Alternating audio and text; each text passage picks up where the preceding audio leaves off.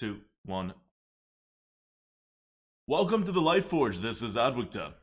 This is Merps. We are deep within dual class arenas. It's been a week of it, but it seems like so much time has passed because we've had a bit of stuff happen this week. Yep. A lot of things happened this week, but let's focus on the specific arena stuff first, which is okay.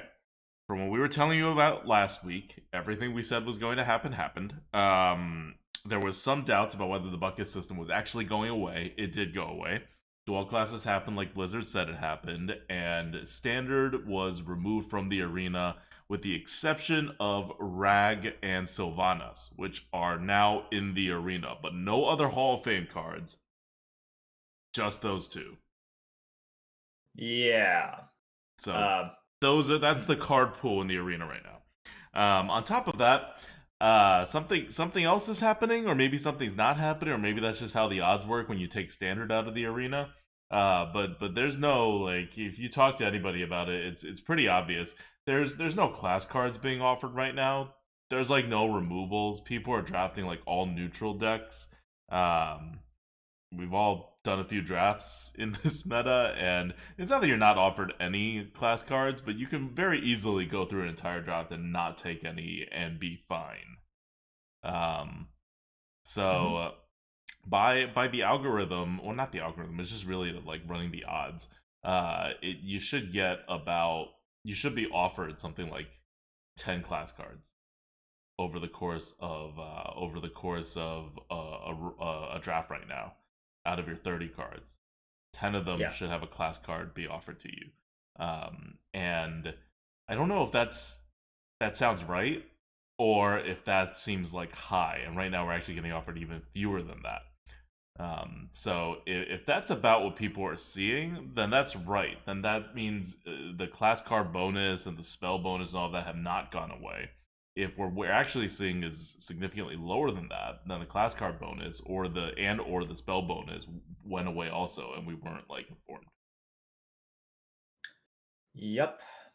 All right. So I think a lot of people have expressed surprise at the lack of, or the perceived lack of class cards as well. And this was one of those issues that we've had before where people are like, well, if I'm playing dual class, I expect it to be dual class. And by that, they say what they really mean is I expect it to be a lot wackier. And yeah, if you just look at the gameplay right now, it is not wacky. It's just very predictable and somewhat linear, which a lot of Bad. people The word you're don't looking want. for is bad. Yeah, it's not that fun. It's a dual class arena, and the joke is, well, it's a no class arena right now because you just don't have class cards. Uh, I don't know. This is just where we're at. It seems like I don't have the hard stats to back it up, but it seems like the class card bonus and the spell bonus is gone. And that's like the class bonus, the class card bonus has been in Hearthstone Arena since the very, very, very beginning. Like at release, in the arena there was a class card bonus. It's not like some newfangled way of balancing the arena. It's just how arena was originally conceived. So when they got rid of buckets, they apparently got rid of that too. I don't know. It's whatever they did or didn't do. The arena is pretty terrible right now. And the offering odds are to blame for it. I know a lot of people look at it and they're like, "Oh, buckets are gone." We've had like a number of these posts pop up on Arena HS that buckets are gone. Now it's a terrible time in the arena. It's like, well, no, but buckets didn't exist until like 2 years ago, and the arena was way better than what it is now. Before that. And that's because there were other things in the arena that Blizzard also took away. They may not have even intended to take it away. You know, Blizzard doesn't really know what they do with the arena.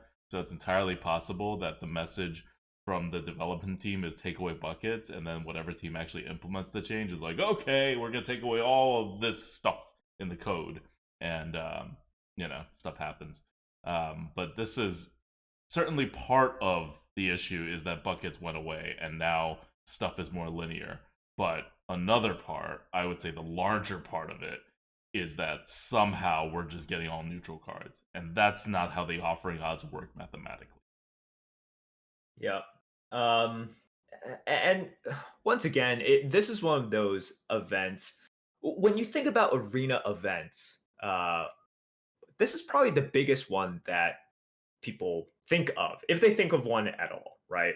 Um, they know that dual class arenas come around yearly, and this is the one time in which they do something really unique to arena.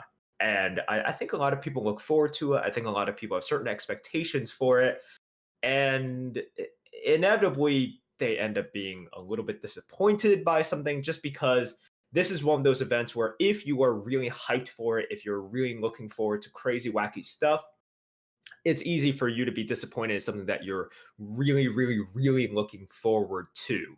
It's kind of like, I don't know, like birthdays or Christmas in a way. For some people, it's like the idea of it is always sort of better than the actual implementation of the holiday Yeah, itself. but this is So, just bad. Like, I had no expectations going into this. I hate dual class arena. It's like it's an event, right? It's an event. Things are crazy. Those are two things I really dislike in Hearthstone arena generally. I'm a I don't know. I'm a no fun person, right? I like things basic. I like things neutral zone for the most part. But I'm not having fun in this meta. Like, when you lose me and you're trying to make the meta more boring, well, you know you've done something terribly wrong. And what they've done wrong is the offering odds. They did something with the offering odds, and I don't think the result is what they were going for. Like, I honestly don't think that what you see out here is an arena that was tested and intended by the developers. Like, at all. yeah. Like, there's some disconnect in there. I really think it was just the developers set a line that didn't look at it, and then it got implemented, and then they're like, oh, I guess this is what it is, and it's not. This is not how Arena used to be. This is not how even Arena without classic and basic cards would be. And that's already a huge change. And not necessarily one I agree with. You know I'd always defend the Yeti. But even with those conditions, this is not the version of Arena that you should be seeing. So they just went really, really far into a weird direction that they've never gone before. And it's a direction that if you talk to any Arena player, they would, like any knowledgeable Arena player, they would have told you, this is terrible. This is going to be terrible. This is not a, let's test it out, it could be good thing. This is a 100% chance this will be terrible. Um, Yeah. which is why I don't think that they intended for this. Like, So let me ask you a question, because I think for some people they're wondering. It's like, wow, Adwictus sure is grumpy. That is definitely not a surprise. But when Adwictus says the meta is terrible, what does he mean by it? Because I don't think you have properly defined it. So what are the aspects? Like, that is break it down. terrible about What this is meta. terrible? Okay, Yes. it doesn't matter what I do in the draft or in the game. Assuming I am I would say like 5-win player, it's probably all the same. I don't think I'm any better than a 5-win player in this meta. I don't think anyone's better than a 5-win player in this meta. That doesn't mean I only get 5 wins. I'm averaging like, I don't know, 10 wins or something, because the meta's really soft. And they gave everyone free arena tickets. But your ability to actually influence how the game goes is very, very low. If you're going to look at the leaderboard for whatever period they're tracking this on, it's going to be whoever managed to play the most games and is a 5-win plus player and high rolled in the first 2 days that this meta came up. That is going to be the person that ends up with the highest on the leaderboard this 2-month period. And that's silly. Like, that's I don't know. I just don't think this leaderboard is going to be very meaningful. It's also on top of being very deterministic and unskillful. It's not fun. Games drag out a lot, where like the game's basically decided, and then that's only like 1/4 of the game's been played. So that's a pretty core problem in game design if that's how you design your game, right? If the player has to spend 75% of their time playing a predetermined game that they already know what the result is. Because you could play a predetermined game and have fun with it if you don't know what the result is. Even if the game knows what the result is. That's literally the entirety of like Texas Hold'em, for example. But if you all know what the result of the game is, it's not going to be very fun. And that's what this is. And yeah, so it happens that way because of a mix of whoever gets on the board can snowball really really easily. There are no removals, so you don't have to play around anything. Just try to get on the board, make your good trades. Being aggressive right now is really really really good. Uh, because you need the curve to be on the board, and when you have the curve and there is no removal, you're going to want to snowball. So whoever ends up getting that snowball first is great. Hunter hero power is the most amazing thing ever. Why? Because it's the only freaking reach in the game right now. So if you have that reach, you have a whole different dimension available to you that other people don't. Um, I don't know. It's not very compelling gameplay. Yeah, I think I would tend to agree with that. What ends up happening in dual class arena nowadays is you play around nothing, and it's crazy how much when we think about playing around stuff, we think about really playing around the basic and classic cards that are now gone because those make up quite a bit of the class identity. And then compounded on that is the fact that even if you are trying to think of stuff that you might play around, it's only half the chance for you to encounter that card than a regular, like occurrence because it's only half the class. Like if you're Yeah, facing Paladin Warlock, or if you're facing like a Warrior Rogue, for example, and you're really, really worried about that one card, let's say a Spike Ridge Steed, the percent chance that you should play around it is much, much lower. Um, zero. because yeah, it's much much lower than usual, which effectively rounds down to zero lots of times because Paladin is only half of the class, and there is a huge card pool as well, and so effectively, what is happening is you can try to do these calculations, but you doing these calculations versus someone who just plays blindly and doesn't do these calculations, 99% of the time the calculations end up being the same, so Yeah. it doesn't benefit, right? I And this have a is rule sort where of what you're going to. if something doesn't matter like 99 point whatever percent of the time, it just doesn't matter 100% of the time because it's not worth your brain power to be thinking about it. And so it's just that's why a 5-win player right now is as good as a 8-win player. You don't have to think about it.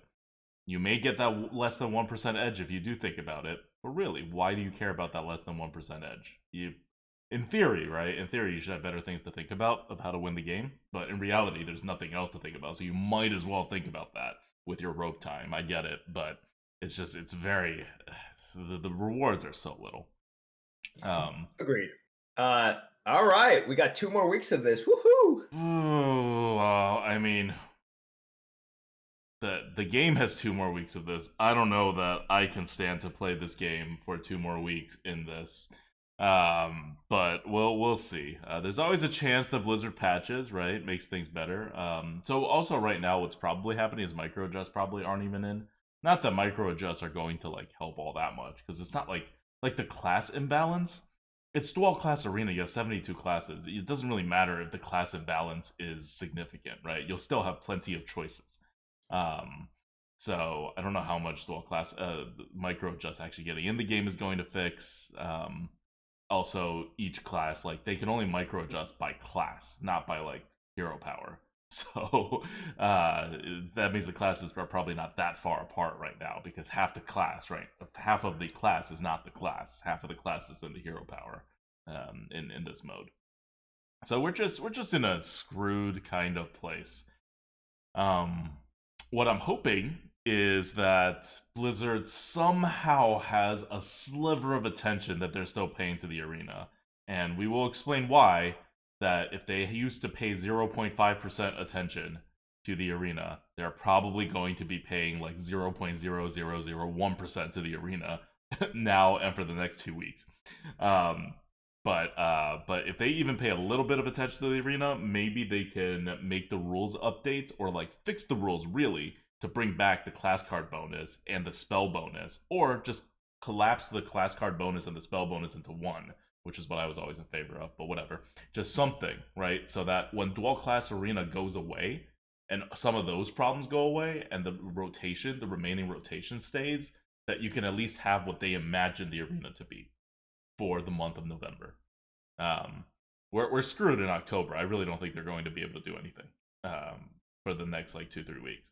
But it doesn't mean that November is also screwed. It doesn't mean that we have to wait until December to have like a halfway decent meta. I'm actually really curious to see when this event is over and we return to classes being themselves, quote themselves. What is going to happen here? Because we went through that last week, Yeah. and I was very not impressed by the look of all the classes now. They just don't feel like themselves because so much of class identity is baked into the basic and classic cards. So this event, even though it's not fun for us, I think it is fun for some people. And for those people, they will end up not having fun once this event ends because we're going back to it's like, oh, boring arena, but also it's like there's no class identity. When you play a druid, it's like what is the identity of a druid now? What is the real identity of like a priest or a hunter? You get to look at Malfurion's face more than when you play another Basically. class. And for a lot of people, they're going to have expectations of like, okay, well, it's different, but I want to play a hunter. And then they play hunter, they're like, this isn't exactly what I was thinking of. And it's going to be different, but different doesn't always mean better, especially if different means subverting people's ideas of what the classes represent. Blizzard has spent so many years trying to mold the identity of these classes. And they even recently came out with a blog post saying this is the identity of the classes, this is what they should do, this is what they shouldn't do. And obviously, a lot of that is for constructive purposes, but it reinforces the idea that, they spent at least a decent amount of energy telling people, hey, this is what you should expect from classes. And now in this arena mode, we're not getting those. And a lot of the classes are very homogenous now, with the exception of some that really stand out, like Warlock with all of their removals. Yep. Um. I mean, look. This is if you haven't been in the arena right now, all you got to do is play one run, and you'll see what we're talking about. It's so obvious, so stark. If you have played and you like this kind of arena, I don't know. I don't think you're playing at a very high level, or you're playing at such a high level and you've been so traumatized by the last 2 years that you're like, oh, this is so easy. My decisions don't matter anymore. You feel like the weight of responsibility lifted off you. It's a pretty, like, if it's too boring for me, I just don't know how it's exciting anyone else. Because I feel like I like the boring stuff more than other people. Like the on the board action, the like super basic stuff, the like potentially winning the game on turn 3, 4 even. Like that's not a huge negative to me. But it's just it gets taken to the next level. Like right now, just to give you to pile on the examples, you can't even make like reads like my opponent doesn't have a hard removal because I played a really big thing and it wasn't removed the last turn. That's pretty basic when it comes to read, right? Or my opponent doesn't have a small removal because I had a 6/3 on the board and it wasn't removed. Except now, your opponent has like 2 removals in their entire deck. So you have that read before you do anything. So on any turn, I always have a read that says my opponent does not have a large removal or a small removal. Why? Because the odds say they don't. They have such a small chance of actually having it. And if they don't use it on my stuff the turn before, that doesn't mean they don't have it and are holding it. Because they also know they only have 1 or 2 removals in their deck. So they're going to make it count. So I don't know, maybe a 6/6 isn't a good target for a hard removal anymore. It very well may not be, right? Like maybe your 6/3 is not a good target for a Frostbolt. Why? Because the 6/3 staying alive doesn't ruin the game for you. Whereas if I like hide a Murloc Knight behind a taunt, right, that may totally wreck your whole game. So you may be waiting and just like preventing for that. So your reads on your opponents go all entirely out the window. Like we're in a place where it's not just like, oh, I can't make flame strike reads, or it's not worth it to make flame strike. Well, okay, obviously you can't make flame strike reads because flame strike's not in the game. But let's look at something like, oh, I can't make a defile read. Why? Because my opponent is only half of a warlock at any time. Like, yeah, that makes it so you really shouldn't play around defile, seriously. But even beyond that, you can't even play around like board clear, hard removal, small removal, big thing, small thing. Like you can't play around anything anymore. It's it's nearly entirely skillless at the higher levels of skill. Like you just need to This know how to is efficiently trade. Also, it also doesn't matter if you go face or trade because you should trade. Uh, Going face, you have no reach, so you're it's gonna be pretty sad going face the vast majority of times. Yeah, I agree with this. The amount of times in which I don't have to do any risk assessment on turn 8 and just drop the worm instead of thinking, well, if he has the polymorph, if he has the hex, if he has this, if he has that, it really punishes me just dropping one thing. And the amount of games now that are one off the back of a Sleepy Dragon, Mm-hmm. a Giant Mastodon, those games have increased so much. You drop something and you have a pretty good assurance that it's going to stick, that it's going to soak up a ton of damage. You're going to 3-for-1 your opponents with that. And in previous, actual real metas, cards like Sleepy Dragon, Giant Mastodon, one of the reasons they weren't that great is not only do you have to wait a long time, once you drop it, you're taking a huge risk by kind of Yeah. pushing all your chips into this one minion and being like, please stick. Please actually just have my opponents play honestly against it and use the minions on the board to remove it. And now, a super high percent of the time, once you drop it, it will stick. It will absorb all of that damage because you don't have a lot of these punishes. So yeah, this is no. Once you bring it up, I'm like, I totally see it.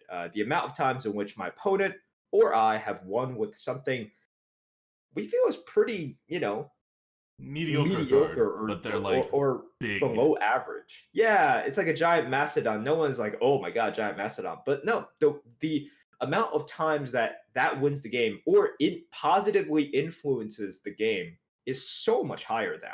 now than at any time in which those sort of cards were in the arena meta. So I face like people who are smart about it now, where they're like, I would put out a 6/6 and would not get hard removed. Then I put out my giant mastodon and it would get hard removed. I'm like, good play, man. Like you got me. If you used the hard remove on the 6/6, you would have lost, but you didn't, and so now you win. Like that's what the game has come down to. And normally that would be, I don't know, maybe like 10% of why the game is won. Now stuff like that, and there's very few stuff like that because remember, you only have one or two removals in your entire deck. That's the whole game because otherwise your opponent has very similar decks than you. The other thing that we haven't talked about yet, but we should probably mention, is the legendaries have gone up.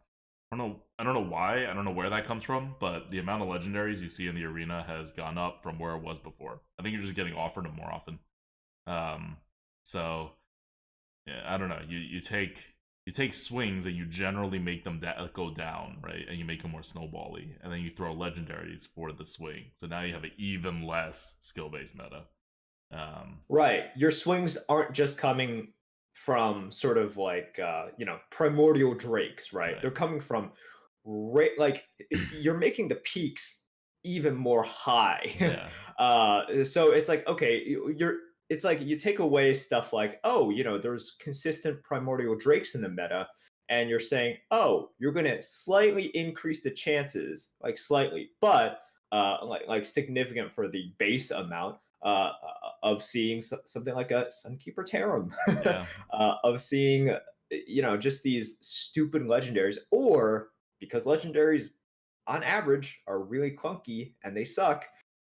There's a lot of really bad legendaries floating around. You see Mm-hmm. these posts on Arena HS as well. It's like, well, how bad is Madame Goya? And it's like, it's really bad. But sometimes that is the pick. Just like In my drafts, I've picked really suboptimal ones. There were times in which, because I get offered like both crappy legendary number one, and I'm like, well, I guess it's crappy legendary number two because I really can't take both.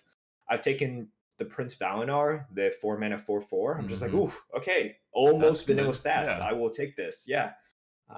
So that's another way of introducing swings, right? It's great Mm-hmm. for the people that are getting the Rags and the Sylvanuses and the Sunkeeper Terms, etc. But it really sucks for the people that end up, needing to potentially grab a Nat Pagle because the other two legendaries are even worse.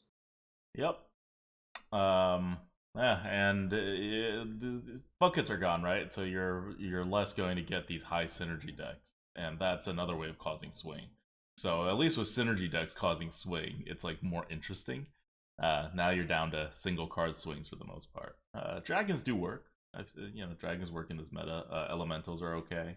Um, you'll get an odd like mech synergy here or there, but overall, you're not gonna you're not going to be able to archetype too well or synergize too well when you're just forced to play a neutral game. You have to get a lot luckier. And on average, if you're trying to make synergies work, you're going to have to give up more base paper value than before. And that's just the result of the bucket system going away. So this is just you having to accept that risk earlier on. If you want to go in to a synergy and if you want to commit to it early on, just know that on average, it is more punishing now than it was before. Yep. Okay. So I think that's it for the meta analysis. I don't even know what we're going to do next week as far as meta analysis go. If they don't change anything, what is there to analyze? Like, okay, guys, draft aggressively and then pick the hunter hero power, or as a backup, the mage, or rogue, or even druid hero power. Conversely, take like a warlock hero power, or a mage hero power, or even a priest hero power. Go I mean, rogue hero power is still really, really good. So right. yeah. Because Yeah. you didn't mention it yet. I'm like, No, I no, I don't did. want people. That was the third hero power I mentioned. I said hunter, then mage, or Yeah. rogue. I mean, but rogue can also be played for a control style as well, I guess. I mean, rogue is just good. Uh, you do that, and then you have your sleepy dragons and mammoths and whatever anchor the later part of your game. There's also very little card draw. I think we mentioned in our preview video. So you're just you can kind of grind it out on the high end. God knows there's enough healing if you want it, so you can potentially survive anybody going too aggressive. Although not that many people are going too aggressive. I still think the best classes right now to play is some kind of aggressive class, that can push reach and make sure you have a solid curve, because snowball is just so powerful right now. Yeah. One thing that you guys can take away is if you look at HS replay right now and you look at the win rates, first of all, these are win rates for the first class Mm-hmm. So not the picked. hero power.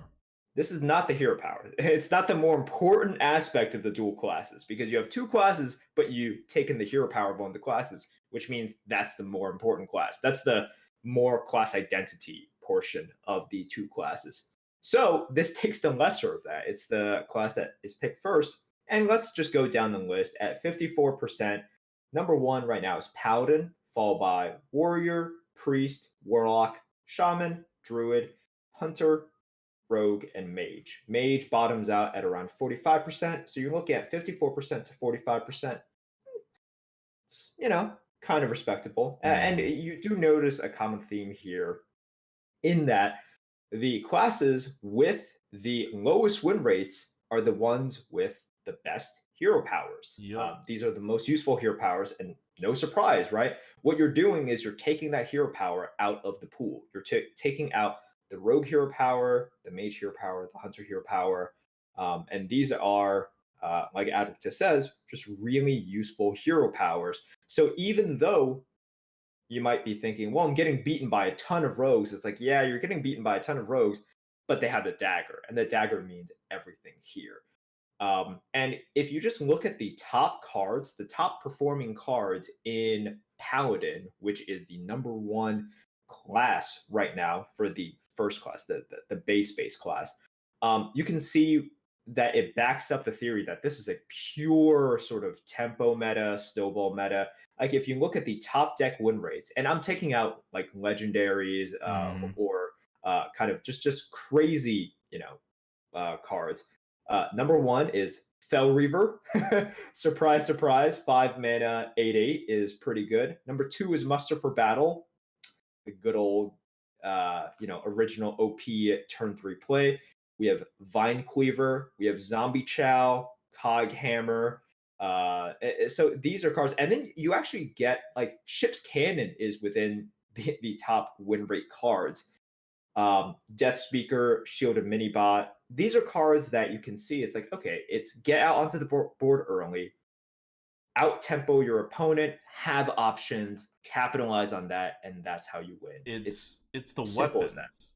It's the Yeah. weapons that's swinging it. Like Mhm. what do Paladin, which is number one right now, and Warrior, which is number two, have in common? They have the best weapons.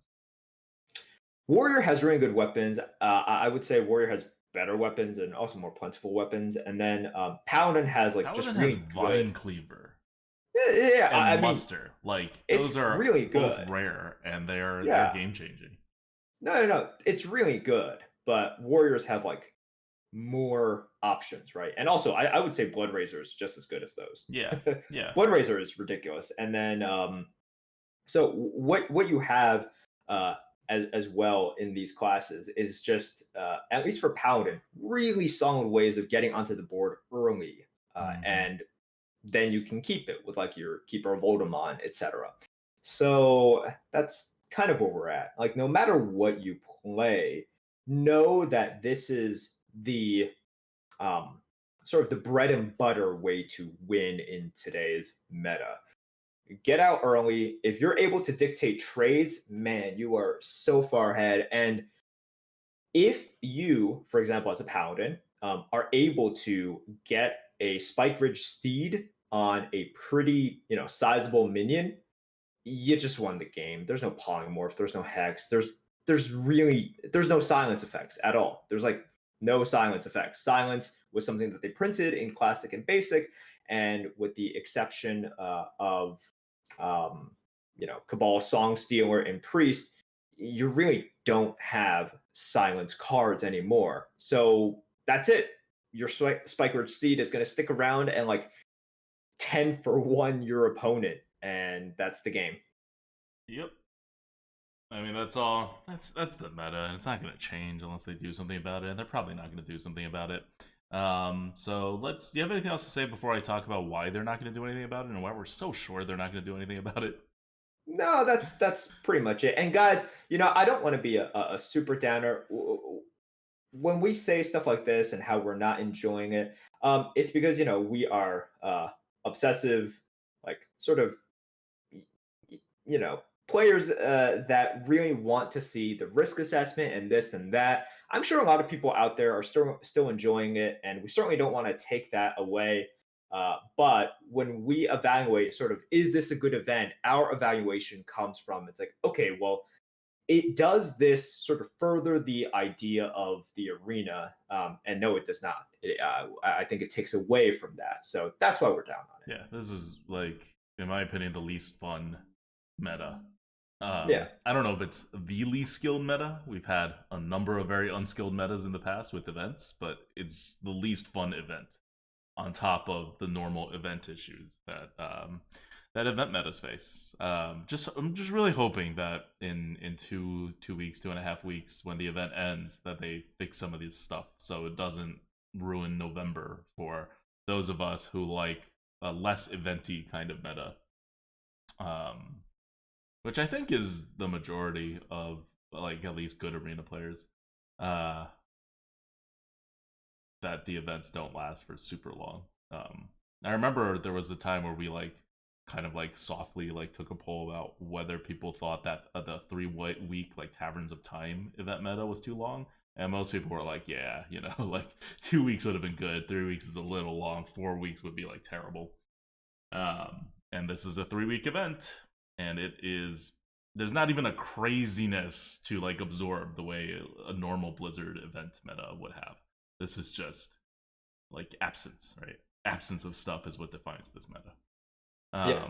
Okay, so why are we so sure Blizzard's not going to do anything besides the fact that Blizzard does very little for the arena generally? Well, one, BlizzCon's coming up in the first week of November, and so usually around this time, Blizzard starts doing less stuff because one, if they really screw up, they can't fix it. They need a lot of attention on BlizzCon, and two, really, BlizzCon's such a huge event that all hands on deck kind of for Blizzard, right, on BlizzCon. So generally, we think this is a slow period for Blizzard, and more than that, Blizzard has some quite specific issues they're dealing with right now due to last week's events that have really like U.S. senators are commenting on it. Like if you're a video game company and U.S. senators are commenting on your behavior and it doesn't have anything to do with how video games are bad for children or encourage violence, I don't know. Like you've done something. Like something happened. So this is I don't know. It's really hard to sum it up because I don't want to spend too much time on this.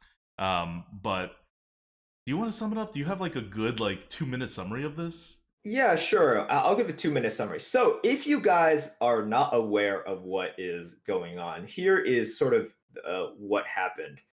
On Tuesday, I believe it was Tuesday, Blizzard came out with a ruling, and they said that because one of their players in Grandmasters, which is the pro league that Blizzard has for Constructed Hearthstone, made a statement in support of the Hong Kong protests that are ongoing, they decided to ban that player for a year, take away all of his winnings, and also fired the two casters during that broadcast as well.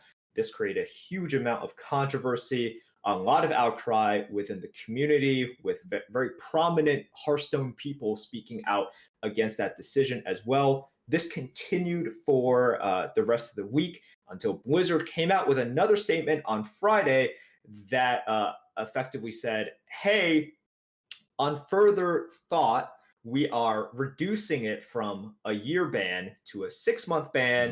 And Ooh. also, we are going to pay the player, Blitzchung, his winnings for season one. We want to let you know that this has nothing to do with sort of any sort of political views or anything. This is just, and long story short, created much more controversy as well. Yeah. So that this is where we're at right now, and regardless of sort of your personal thoughts on it, which I like for the audience, this is what I believe is a shortened summary of what has happened this week so far, and No. the effect of it cannot be understated in terms of the outcry and sort of the ramifications for this game and the community. It's been one of the hugest responses I've ever seen. Yeah. We thought about not talking about it because it is kind of sensitive, and in addition, it's but it's also not exactly about arena, right? Blitzchung's not an arena player. The tournament's not arena. Has literally no arena impact outside of the fact that this could sink the game. It could sink Blizzard or have a huge effect on it. The backlash is not over, nor should the backlash be over, because I think no matter who you are in this situation, no matter what you believe, you agree with one thing: that Blizzard seriously mishandled the initial response, the second response, in nearly unthinkable ways. Like, the entire Blizzard PR team that voted for or did not stand up against the PR response, from a non-political, like doing your job as a PR person perspective, they need to get reviewed because this is. Like, I don't think it was too hard of a job to do better than what they've done. So yeah, Blizzard's in hot water. Everyone's against Blizzard. It's crazy how in a political situation, neither of the political sides are getting as much hate as Blizzard. That just shows you the extent of how badly this is screwed up. And there is, I think, a quite forceful movement to continue. I guess I don't know if you would call them like protests or boycotts, or just to continue the the situation, right? To make it continue through to BlizzCon and stage demonstrations at BlizzCon. BlizzCon being the first week of November. We are right now in the middle of October, so it's going to go on for a while. Yeah. I mean, I don't know. This is if you don't know the situation at all, we're being a little intentionally vague about it. Just Google it. It's pretty Well, easy. the problem is, I'm like, God, there's so much like we to can't talk like about if we you can't actually unpack it. want to talk about it. Yeah. Yeah. Like you can't unpack it. And for those of you who think it's a simple issue, or it's, I mean, it's a lot about money, but if you think it's a simple issue or it's all about money, then you're not looking into the issue deep enough. And well, you know, I talk pretty openly about it on stream like normally, and I think Merps does as well, but that's because we have like a long time to talk about it, and I don't want the Lightforge podcast about Arena to be like a 2 to 4 hour discussion on this topic. Yeah, but I mean, like, well, the one thing that we will say is Blizzard really messed up. Yeah, And I have no idea what is going to happen, because when you have outcry against the company on this level as well, it definitely has effects on what they do, and more so now than like this year, more than ever before. Blizzard definitely needs a win. They need mm-hmm. something to give people hope. I mean, But the Blizz disaster. Diablo Immortal, I know the that isn't that disaster coming out later this last year? year. I don't know when that's coming out. I look, if you guys know me, you guys know I love Diablo. Addict does too, but he's nothing compared to me. Like, I That's love true. Diablo. That is totally true. I think I'm a Diablo fanatic, and Merps takes it to the super next level. However, yeah, like, I have no interest in Diablo Oh Immortal. yeah, I'm not gonna touch that game. Clearly, Unless it comes out with 2 rave yes, reviews, yes. If it and people are gets just a like, 90, or you know, if it gets an 87 plus on Metacritic, I will that play that seems like game. impossible. Yeah, it's That pretty much seems, impossible. yeah, but I am really not interested. So from that disaster last year as well, and once again, kind like in terms of PR kind of issues, with that, even if you're looking forward to Diablo Immortal, I think you have to admit that they did not handle that situation well, right? And so this is why for this year, Blizzard really needed to show fans that it's like, okay, what you guys care about in terms of core values, and it used to just be about gameplay. It's like your core values of gameplay and game development, we share those as well. And now we have to add the fact that it's like, okay, your core fundamental, like, uh, sort of morality issues is like, we need to show you that we are also in Yeah. alignment as well. So, man, Blizzard, they have an extraordinarily tall task in front of them for BlizzCon and for the rest of this year as well. Like, this is a hugely important time for Blizzard. I mean, I don't think it's a surprise that they host BlizzCon right before the holiday buying season, Mm-hmm. right? Like, this is huge for them. They do it to create hype, to celebrate everything Blizzard, but also to create hype for the November, December holiday buying season. And if people are really unhappy, that affects their bottom line a ton. Yep. And if you guys are following the finances of it at all, you know that starting from last year after the Diablo Immortal debacle, Blizzard stock is like dying, and then they fired people, and Blizzard stock is dying, and Activision Blizzard is like was in such a bad place that almost all the analysts were in agreement that it cannot go lower, and that was like over the summer, and now this happened, and I think everyone's just given up on Blizzard now. I don't know, like, you're in a super like risky situation at this point. This is I'm not exaggerating here. Um, there is pretty prevalent sentiment that the company could be not just like, oh, it's going to lose a lot of money, but like could be in tailspin mode, like unrecoverable tailspin mode, in which case that would affect Hearthstone, obviously. um it's I don't know. And it's also just like we were talking about. I forgot how many episodes ago it was, maybe like a month ago. We were talking about, and this is about the bucket situation. So like a month and a half ago when they first announced buckets, and we kept putting the analogy through, or I kept trying to push the analogy that you got to work with the people you have, right? Because they're not hiring new people to do the arena, and the people that they have are just not good at doing arena stuff. So I guess they could like stop doing it with the buckets, right? Give themselves easier tasks to do, right? Because they didn't step up to the bucket situation, and it was not as good as it could have been. It was not that great, period. And so they're trying to focus on what they're actually good at. Well, here they don't get the choice with the PR situation because it's PR. You have to do PR if you're a gaming company, especially if you're a large gaming company. So it's like they've been failing PR tests for a while now, and then the test just got twice as hard. And they don't have different people. I don't know what they're gonna do. Like, Yeah. It would surprise me if they come with a good PR move at this point. And this is like, I'm trying to take this in a situation more divorced from the specific political situation that this is entangled in right now, and make the point that it's not that Blizzard was put into a super terrible political situation by Blitzchung. This is extremely foreseeable given the events of the last 3-4 months. Extremely foreseeable. They were totally unprepared, did something kind of crazy, like Kibler's like stepped down from Grandmasters, like Admirable stepped down from Grandmasters, like Toast did something crazy and he's apparently playing Hearthstone again. Like stuff is happening. Like that's sort of ridiculous. I like how crazy means like, man, two of the most prominent casters in Hearthstone history are stepping down.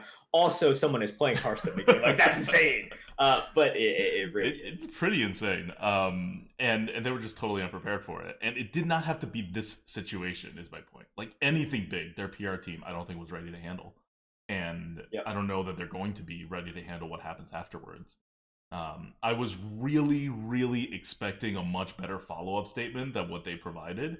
We'll see what happens to this is we're recording this on Sunday. We'll see what happens on Monday when more of the mainstream I guess takes and the news cycle takes come in. But Blizzard's in a bad point. And again, I mean, not again.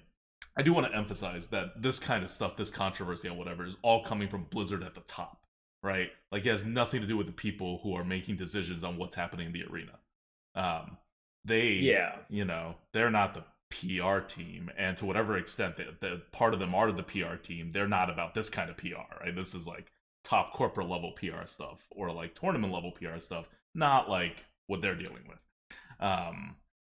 So it's a little divorced from what we're talking about. I don't want anyone to be like, Ixar, why are you so bad at this? It's like, no, Ixar doesn't do anything relating to this, right? Like, this is not. Ixar, do you also kick puppies when you go back home? Is this something that you were for as well? No. And well, the one good thing that I've seen from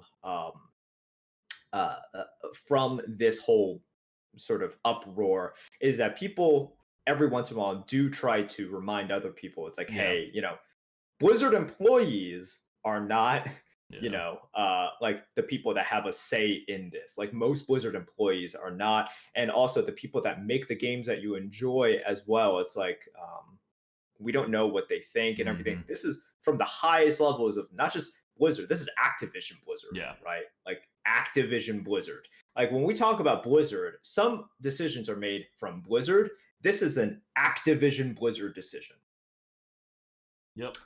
So yeah, it's anyway. That's what's going on. I'm really curious to see how that resolves itself. By the way, in case it's not obvious, we don't have a stake in this one way or the other on the political side. In terms of what benefits like the stream or whatever, there seems to be a lot of just general not with us specifically, but just general things about like, oh, what streamers like need to like say good things about Blizzard to like make sure they can still eat food and whatever. We're not tied to that. Wait, do they listen to this channel? Saying good things about Blizzard? That's not Exactly. really a staple Yeah, on it's like this channel. we say bad things about Blizzard all the time. In fact, if you're listening to this, you may be like, wow, these guys are really soft on Blizzard on this issue. And I don't think we're soft on Blizzard in that we think they've totally messed this up and they're terrible at their jobs in this. I don't know how much more bluntly to put it. But we're not digging into the political issue because that is literally has nothing to do with the arena, right? And that's not what we're here for. But yeah, but we're not like, I don't think the stream benefits one way or the other from one side or the other, or from doing one thing or another. We just like we're here for Hearthstone Arena, and we recognize that I don't know, like it's also not, the sad part is that it's not surprising that this happened, right? Like if you listen to the podcast, or especially if you were talking to us at TwitchCon, and you're like, and you were there, you know how we feel about Blizzard, and you know what we think some of Blizzard's general corporate philosophy weaknesses are, and this is like on full display here. There's just their inability to kind of like take a critique that in an impersonal manner, and their draconian measures of like, it's just very defensive Blizzard as a whole organizational philosophy. And when you poke them the wrong way, you get these weird outsized reactions, and in this case, it blew up in their faces. I think they were probably hoping that just Blizzchung would be very upset, and it wouldn't go that much farther than that. But shows you how out of touch they are. All right, that's basically it. Neutral meta. Neutral meta. All right. I want to give a shout out because we haven't done this in a while, and that's my fault.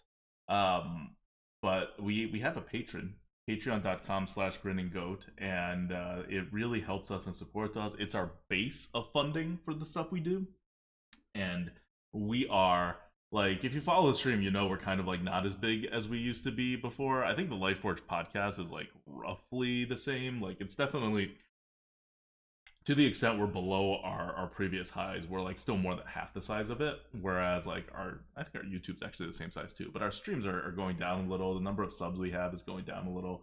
So it's really important that we have this like base, right, of support from Patreon, so we can keep doing stuff like and I want to give a shout out to all of our top patrons. Our top patrons for the month of October: 4P, Afro Ninja, Brand New, Changen, Joshua C, Eric L, and RV Night Train. Thank you guys so much. You guys really you guys have supported us for a long time, and with keep the Lightforge running, as well as a lot of the rest of the stuff, as well as all of our subs on Twitch.